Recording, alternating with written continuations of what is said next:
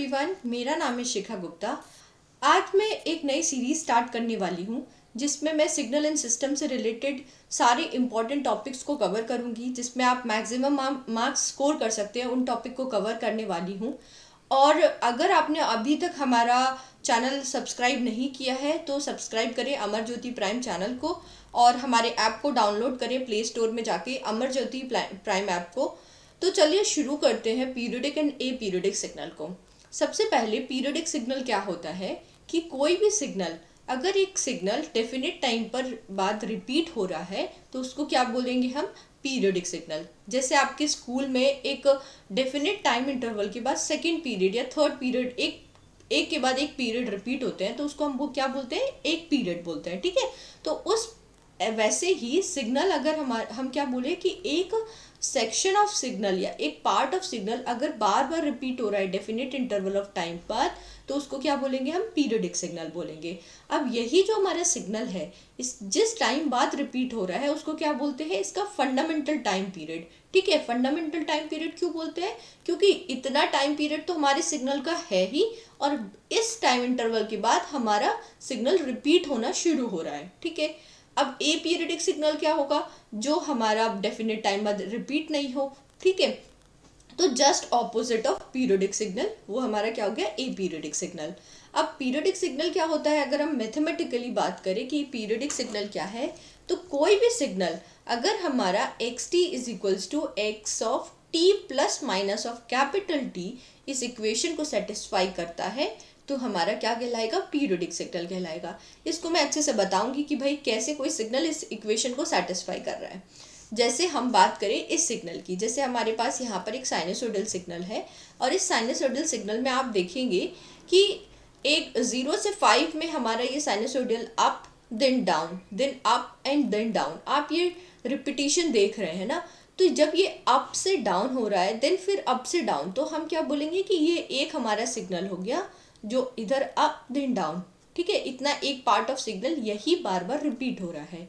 तो कितने टाइम बाद रिपीट हो रहा है, ये सिग्नल का टाइम पीरियड कितना हो गया, 10 सेकेंड्स। तो ये 10 सेकेंड क्या हो गया, इसका फंडामेंटल टाइम पीरियड हो गया। समझ में आया। सिमिलरली आपके पास ऐसे ही एक सिग्नल दिया हुआ है, यहाँ पर एक सिग्नल है, then there is some pause, then signal, then there is pause. तो हमारा टोटल टाइम पीरियड क्या हुआ, 0 to 5 सेकेंड्स नहीं, हमारा टोटल टाइम पीरियड होगा 0 to 5 सेकेंड नहीं, 0 to 8 सेकेंड। क्यों, क्योंकि एक पैटर्न बन गया ना, अप डाउन, मतलब signal then pause, signal and then pause. तो सिग्नल एंड देन पॉज के बाद हमारा जो सिग्नल रिपीट हो रहा है वो कितने टाइम बाद रिपीट हो रहा है, 8 सेकेंड्स बाद रिपीट हो रहा है। तो इसका फंडामेंटल टाइम पीरियड क्या हो गया, 8 सेकेंड्स हो गया। अब आपसे कभी भी गेट, इंजीनियरिंग सर्विसेज या फिर स्टेट पीएसयूज के पीएससी वगैरह के जो एग्जाम्स होते हैं उनमें आपसे कैसे क्वेश्चन पूछेंगे कि find out whether there it is a periodic signal और ए पीरियोडिक सिग्नल। तो आपको ये देख के बताना होगा कि आपका सिग्नल पीरियोडिक है या ए पीरियोडिक है। या फिर आपसे कोई सिग्नल दिया हुआ है या फिर कोई उसको मैथमेटिकली लिखा हुआ है सिग्नल, और आपसे पूछा जा रहा है कि ये सिग्नल आपका पीरियोडिक है कि ए पीरियोडिक है और इसका टाइम पीरियड कितना है। तो ये आप कैसे निकालेंगे, हम अपने नेक्स्ट स्लाइड में देखते हैं। ठीक है, अगर आपके पास ग्राफिकली दिया हुआ है तो आप देखकर बता सकते हैं कि भाई हमारा सिग्नल पीरियोडिक है या ए पीरियोडिक है, और उसका टाइम पीरियड भी आप ऐसे देखकर ही बता सकते हैं। लेकिन अगर आप कभी देखकर नहीं बता पा रहे हैं तो मैथमेटिकली उसको कैसे बताएंगे ये भी मैं बताती हूँ आपको अच्छे से। ठीक है, तो जैसे आपके पास ये सिग्नल है, आप इसको देखेंगे कि भाई ये सिग्नल हमारा बार बार ऐसे रिपीट हो रहा है, आपके पास टाइम बहुत कम है, तो आप सबसे पहले क्या देखोगे, 0 to 2, मतलब इसका फंडामेंटल टाइम पीरियड कितना हो जाएगा, 2 सेकेंड्स। और यहीं पर आप गलत करके आएंगे। सर आपको थोड़ा सा टाइम देना है। ये देखो, ये सेम सिग्नल रिपीट हो रहा है, पहले 0 to 2 रिपीट हो रहा है, देन 2 to 3, मतलब 1 सेकेंड, ये 2 second, then 1 second, then 2 second, then 1 second, 2 second, 1 second. तो मतलब ये कैसे रिपीट हो रहा है, पैटर्न क्या बन रहा है, 2 1 2 1 2 1 2 1। तो ये पैटर्न 2 1 कब रिपीट हो, कितने टाइम बाद रिपीट हो रहा है, 3 सेकेंड्स बाद रिपीट हो रहा है। तो इसका फंडामेंटल टाइम पीरियड कितना हो जाएगा, 3 सेकेंड्स हो जाएगा। अब सबसे इम्पॉर्टेंट पॉइंट पर आते हैं कि कोई हमारा सिग्नल पीरियोडिक है कि ए पीरियोडिक है। अगर कोई भी डायग्राम दिया हुआ है, आपको ग्राफिकली रिप्रेजेंट किया हुआ है, तो आप उसको कैसे बताएंगे? सबसे पहले आपको देखना है कि ये जो सिग्नल है हमारा फाइनाइट सिग्नल है या इनफाइनाइट सिग्नल है। फाइनाइट सिग्नल मतलब कि एक पर्टिकुलर टाइम इंटरवल के अंदर सिग्नल हमारा खत्म हो जा रहा है, उसके बाद हमारा सिग्नल एग्जिस्ट नहीं कर रहा है। बट अगर हमारा इनफाइनाइट सिग्नल मतलब वो हमारा signal minus infinity to infinity tend कर रहा है, ठीक है। अगर हमारा इनफाइनाइट सिग्नल है then only it can be a periodic signal, otherwise it cannot be periodic signal. ये बहुत बहुत बहुत इंपॉर्टेंट पॉइंट है, so keep it in mind before solving these questions, ठीक है। तो पीरियोडिक सिग्नल क्या हो गया? पीरियड सिग्नल वो होंगे जो हमारे माइनस इन्फिनिटी टू इन्फिनिटी ही एग्जिस्ट कर रहे होंगे। दूसरी बात, और हमारा टाइम पीरियड जो होता है fundamental time period, that should be finite, it cannot B infinite, it should be finite always. जैसे हमारे पास एक ये क्वेश्चन देखो, आपके पास एक ये डीसी सिग्नल दिया हुआ है, इस ये आपसे पूछा जा रहा है कि ये पीरियडिक सिग्नल है या फिर ए पीरियडिक सिग्नल है। तो आप फटाफट देखेंगे minus infinity to infinity tend कर रहा है, हाँ मैडम ये तो हमारा पीरियडिक सिग्नल है और ये एक जैसा मतलब पाथ फॉलो कर रहा है। बट ये रिपीट कब हो रहा है? क्या ये सिग्नल रिपीट हो रहा है किसी इंस्टेंट पे? नहीं हो रहा है। तो आप बता सकते हो क्या कि इसमें कितने टाइम बाद आप रिपीट हो रहा है? नहीं बता सकते हो। जब आप उसके टाइम पीरियड को नहीं बता सकते हो कि ये कितने टाइम बाद रिपीट हो रहा है, may be infinite amount of time बाद ये हमारा सिग्नल रिपीट हो रहा हो, तब क्या कहेंगे इसको? ए पीरियडिक सिग्नल। क्या कहेंगे, क्या बोलेंगे इसको? ए पीरियडिक सिग्नल, ठीक है। तो सिग्नल, किसी भी सिग्नल को पीरियडिक और ए पीरियडिक बताने के लिए सबसे पहले आपको क्या देखना है कि वो सिग्नल हमारा फाइनाइट सिग्नल है या इनफाइनाइट सिग्नल है। अगर फाइनाइट सिग्नल है तो सबसे पहले यही बात खत्म हो जाती है कि वो हमारा ए पीरियडिक सिग्नल है। बट अगर फाइनाइट इनफाइनाइट सिग्नल है तो मतलब it can be possible that it is a periodic signal. अब आपको दूसरी चीज़ क्या देखनी है? दूसरी चीज़ देखनी है कि उसका टाइम पीरियड क्या है। क्या उसका टाइम पीरियड फाइनाइट है या इनफाइनाइट है? अगर फाइनाइट है then it is a periodic signal, but अगर इनफाइनाइट टाइम पीरियड है then it is aperiodic signal, भले ही वो हमारा इनफाइनाइट सिग्नल हो। टाइम पीरियड इनफाइनाइट है और सिग्नल हमारा इनफाइनाइट है, then also it is a aperiodic signal. I guess ये पॉइंट आपको बहुत अच्छी तरह से क्लियर हो गया है। चलिए अब हम एक नेक्स्ट उस पर जाते हैं, स्टेप पर पहुंचते हैं कि हमें किसी भी सिग्नल का टाइम पीरियड बताना है तो वो क्या क्या पॉसिबल फाइनाइट टाइम पीरियड हो सकते हैं। जो हमारा टाइम पीरियड है that can be in the multiple of integers, it can be multiple of integers 1 2 3 4, it can be 1 second 2 second 3 second, or it can be 0.5 seconds 0.6 second 0.7 second, तो it can be a multiple of integers, it can be a rational number, ठीक है। और दूसरा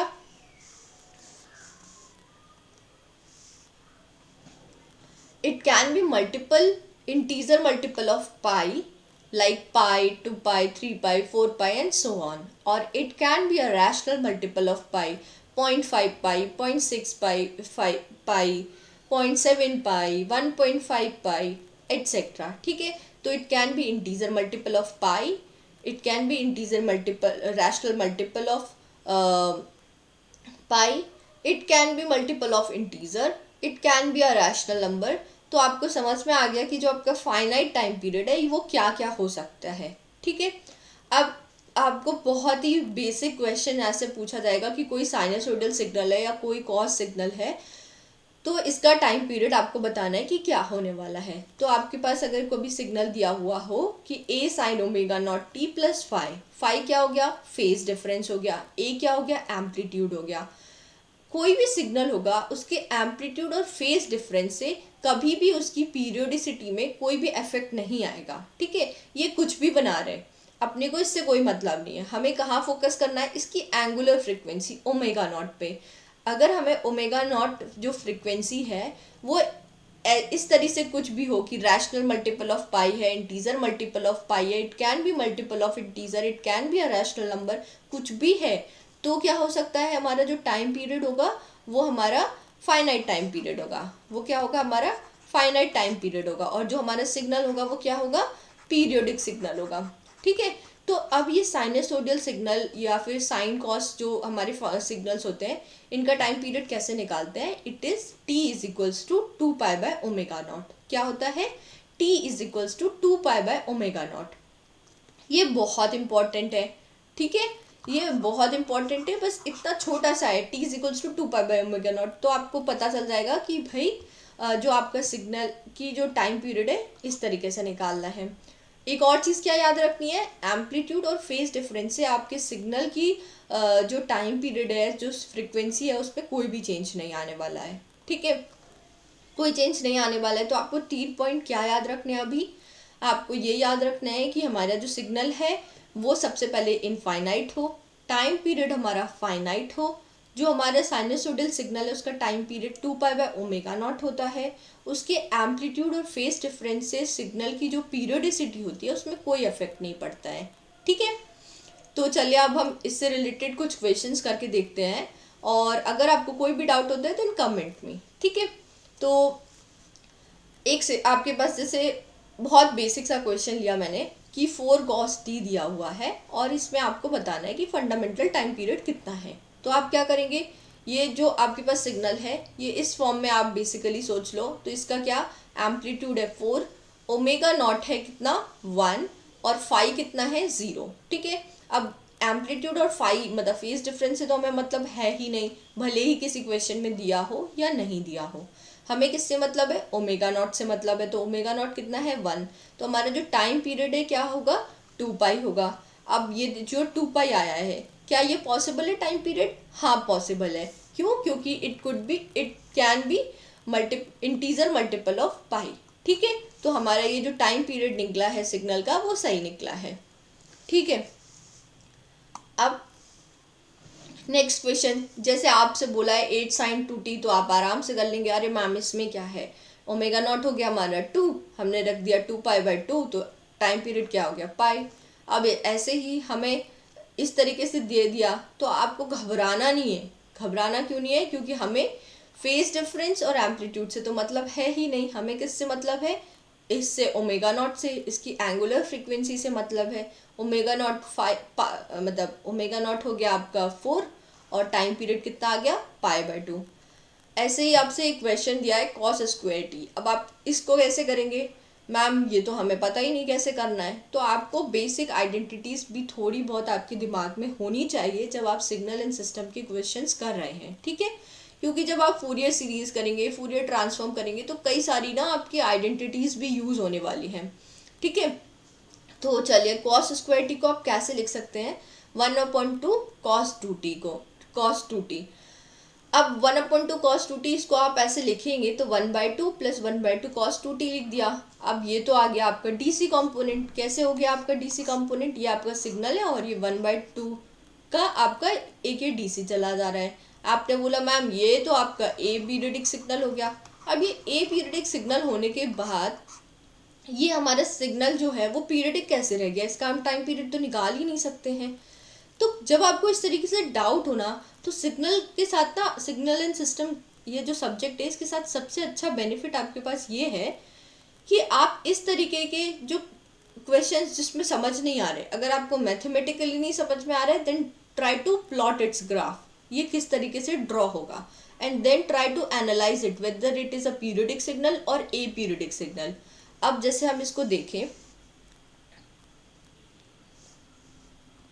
तो ये हमारा क्या हो गया? एक डीसी सिग्नल हो गया 1/2 का। ये क्या हो गया? 1/2। और इसके ऊपर एक जो हमारा 1/2 cos 2t सिग्नल कैसे हो गया? इस तरीके से हो गया। अब हम इस सिग्नल को और ये 1/2 कांस्टेंट, ये जो येलो लाइन आपको दिख रही है, इसको हम ऐड करें तो क्या होगा? इसका एम्पलीट्यूड 1/2 से क्या हो जाएगा? 1 शिफ्ट हो जाएगा, ठीक है। इस सिग्नल में क्या चेंज आएगा? इसका एम्पलीट्यूड चेंज हो जाएगा बस।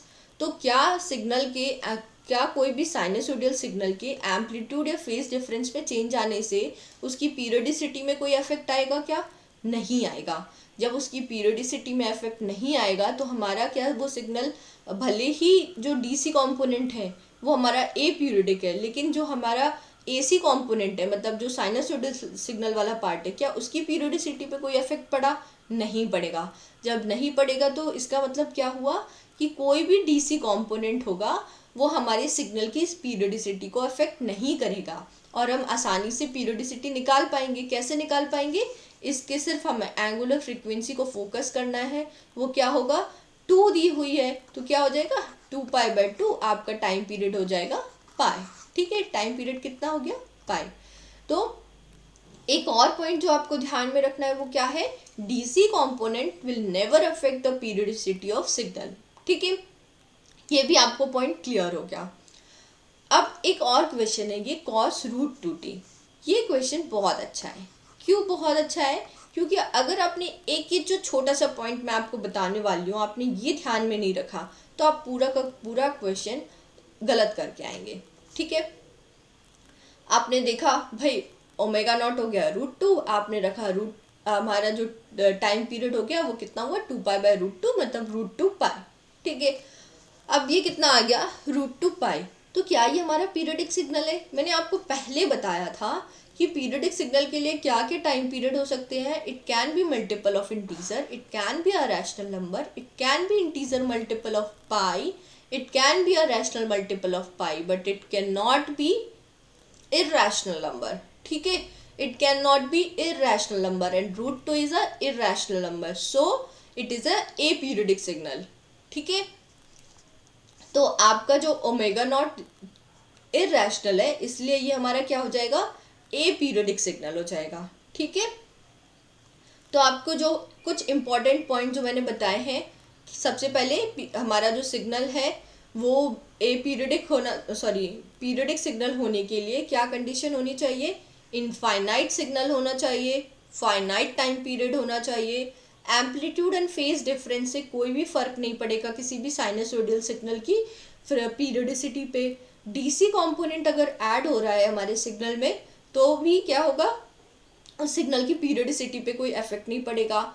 जो हमारा टाइम पीरियड है वो इंटीजर मल्टीपल हो सकता है, it can be a rational number, it can be multiple integer of pi और it can be a rational multiple of पाई।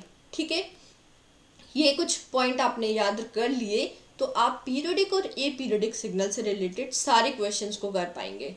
जहां आप मैथमेटिकली नहीं कर पा रहे हैं उन सिग्नल को आप ग्राफिकली मतलब ड्रॉ करो और देखो कि उसकी पीरियोडिसिटी कैसी है, और जहां आप कर पा रहे हैं देन वेल एंड गुड। तो चलिए आगे बढ़ते हैं। अब आपको कई सारे सिग्नल ना मतलब लीनियर कॉम्बिनेशन ऑफ सिग्नल्स हो रहे हैं, कई सारे सिग्नल दिए हुए हैं। जैसे आपके पास कोई क्वेश्चन दिया है xt = 5 cos 2t + 3 sin 2t। अब मैडम हमने तो सिर्फ 5 cos 2t का टाइम पीरियड निकालना आता है, 3 sin 2t का टाइम पीरियड निकाल लेंगे, बट इन दोनों का क्या कंबाइंड टाइम पीरियड मतलब इन दोनों का जो टाइम पीरियड होगा उस मतलब इसके एडिशन से कोई इफेक्ट पड़ेगा? हाँ पड़ेगा। ठीक है, इसको आप ड्रॉ करेंगे तो आपको समझ में आएगा कि दोनों की टाइम पीरियड में अंतर आ जाएगा। अगर सिग्नल को हम इंडिविजुअली देखते हैं और एक कंबाइंड फॉर्म में देखते हैं तो दोनों के टाइम पीरियड में इफेक्ट आ जाता है, चेंज आ जाता है।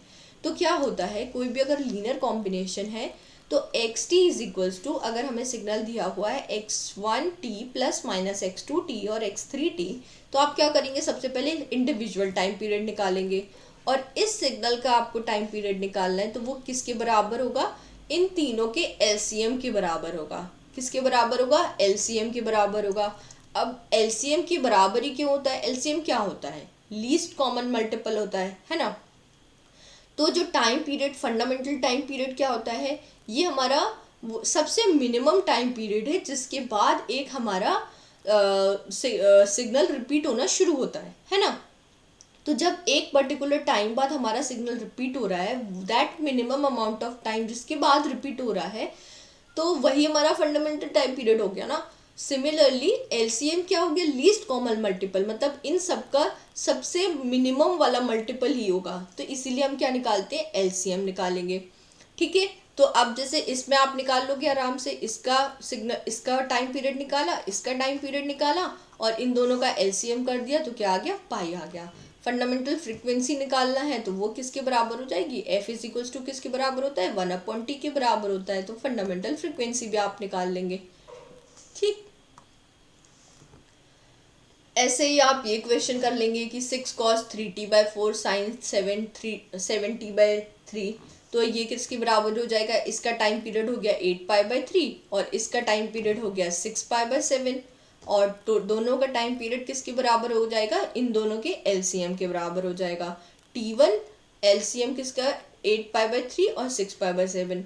अब जब आपके पास ऐसे रैशनल नंबर्स में रहेंगे तो आप कैसे निकालेंगे एलसीएम, जो न्यूमरेटर के नंबर होते हैं उनका तो आप एलसीएम निकालिए और जो डिनोमिनेटर्स में नंबर है उनका क्या एचसीएफ निकालो, और जो आएगा वो आपका एलसीएम ऑफ T1 और T2 के बराबर होगा।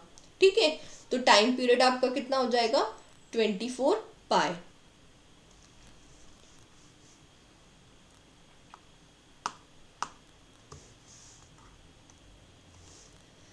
चलिए नेक्स्ट क्वेश्चन देखते हैं। सिमिलरली आपसे पूछा जाए कि 4 cos 2t/3 और 5t/3, तो इन दोनों का एलसीएम निकालो आप 3π का और 6π/7 का, तो इन दोनों का एलसीएम निकल गया तो आपका ये 6π हो गया।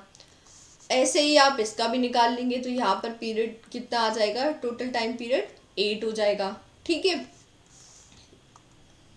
ये एक बेसिक क्वेश्चन है, आप इनको करके देखिए एक बार। अब ये बहुत अच्छा क्वेश्चन है आपके लिए। क्यों अच्छा क्वेश्चन है, क्योंकि अभी तक तो आप डायरेक्ट टाइम पीरियड निकाल रहे थे। इसका टाइम पीरियड हो गया sin 3π/4 का 8/3। ठीक है, और इसका टाइम पीरियड कितना हो जाएगा 4π/3। अब देखो, क्या ये पाई का फंक्शन है, नहीं है।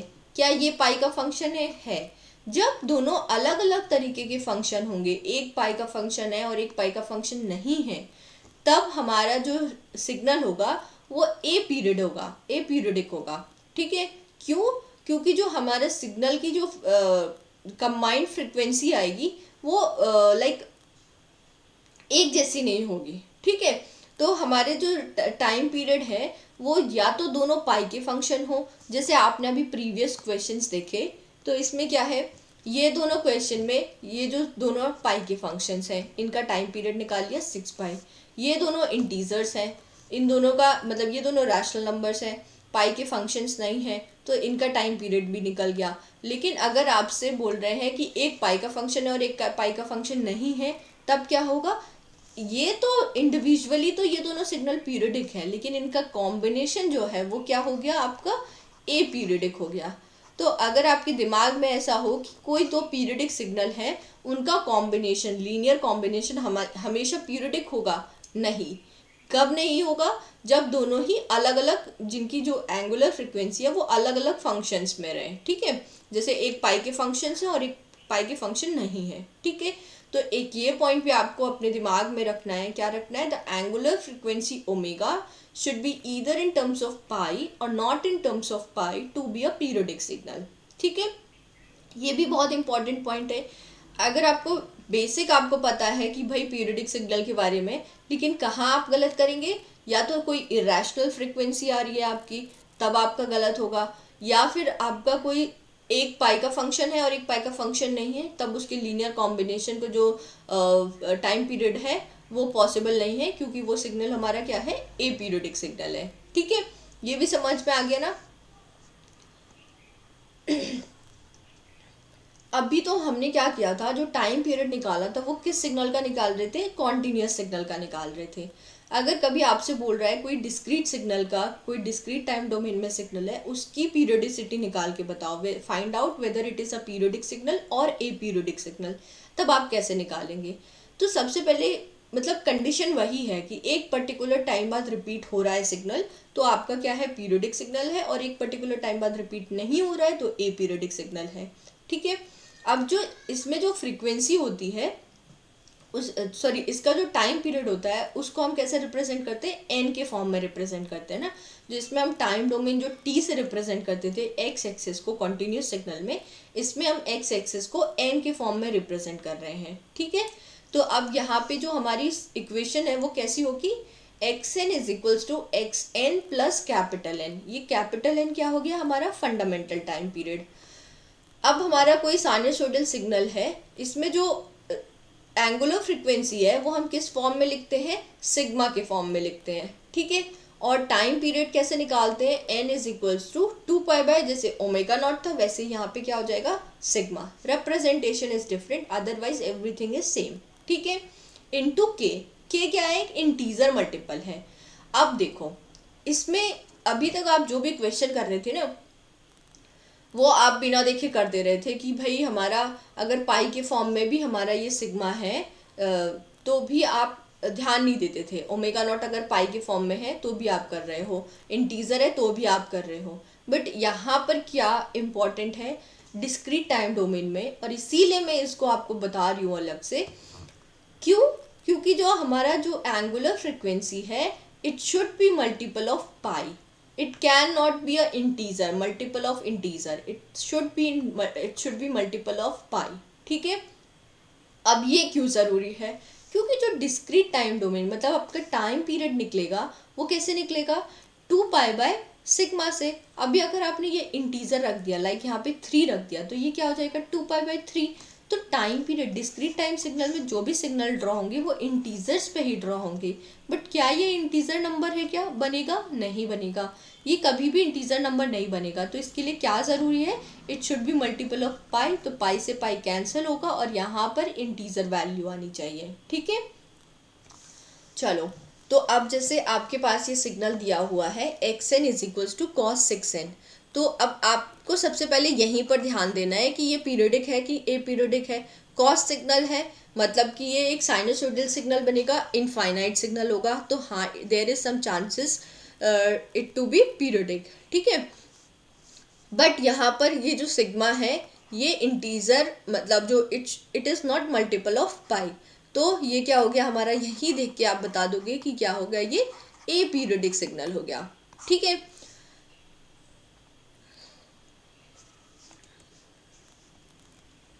अब नेक्स्ट क्वेश्चन देखिए आप, cos 6πn। अब यहाँ पर आपने देख लिया कि ये जो सिग्मा है हमारा एंगुलर फ्रिक्वेंसी मल्टीपल ऑफ पाई है। ठीक है, तो यहाँ से हमारा जो n होगा वो कितना निकल जाएगा 1, और k कितना निकल जाएगा 3। ये k क्या है, इसको इंटीजर, अगर ये रैशनल नंबर आ रहा है तो उस रैशनल नंबर को हम इंटीजर में कैसे कन्वर्ट करें, वो मल्टीपल वैल्यू से अगर आप मल्टीप्लाई करेंगे तो ये हमारा रैशनल नंबर हो जाएगा। तो इसका टाइम पीरियड आप क्या होगा, 1/3 नहीं होगा, इसका टाइम पीरियड होगा 1, और k की वैल्यू कितनी हो जाएगी, 3 हो जाएगी।